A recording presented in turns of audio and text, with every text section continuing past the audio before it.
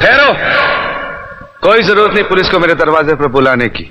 मगर बड़े भैया ये रवि, मैं अभी तक मरा नहीं हूं। घर की छोटी मोटी उलझने मैं खुद सुलझा सकता हूं। साहब जी ने डांटी है, अभी का अभी डांटी है।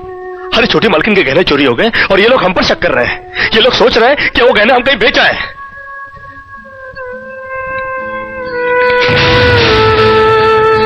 बाकी के रुपए कहां है कृष्णा? क्या क्या पूछा आपने साहब जी? मैं पूछ रहा हूं कि बाकी के रुपए कहां है? ये आप पूछ रहे हैं साहब जी अपने कृष्णा से? देखो कृष्णा, गलती हर इंसान से होती है। तुम मुझे सही सही बता दो कि गहने तुमने कहां बेचे, मैं तुम्हें कुछ नहीं कहूंगा। अब कहने के लिए बाकी ही क्या है साहब जी?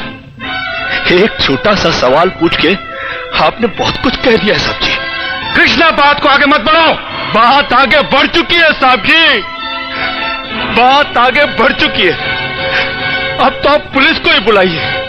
वो जब हमें कुत्ते की तरह मार मार के हमसे पूछेगी ना, अब तो हम तभी बताएंगे कि हम गहने कहां बेच कर आए साहब जी। मत कहो मुझे साहब जी। इसी साहब जी की इज्जत आज तुमने मिट्टी में मिला दी। क्या कुछ नहीं किया था मैंने तुम्हारे लिए, उसका मुझे तुमने ये बतला दिया। अरे भैया ये क्या? अरे हट जाओ ज्योति। जिस दिन मेरी फैक्ट्री जलकर राख हो गई थी और मैं बर्बाद हो गया था, मुझे उतना दुख नहीं हुआ था कृष्णा जितना आज हुआ जब तुमने इस घर में चोरी की है। साहब जी,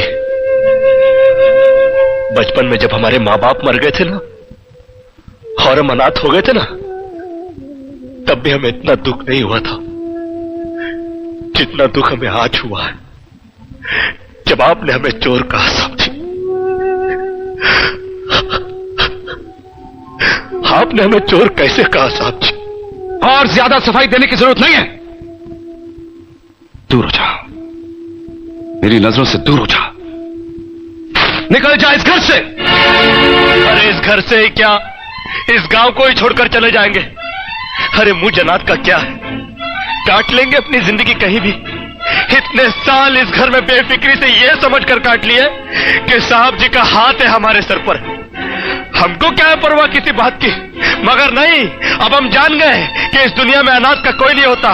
हम जा रहे हैं साहब जी और इस घर में कभी नहीं आएंगे। अभी निकल जा। दोबारा इस घर की दहलीज में कदम भी रखा तो मेरा मरा हुआ मुंह देखेगा तू। अरे नहीं नहीं नहीं, मुझ नौकर के लिए अपने दिल को दुख देने की कोई जरूरत नहीं। मैं कदम भी नहीं रखूंगा यहाँ पर।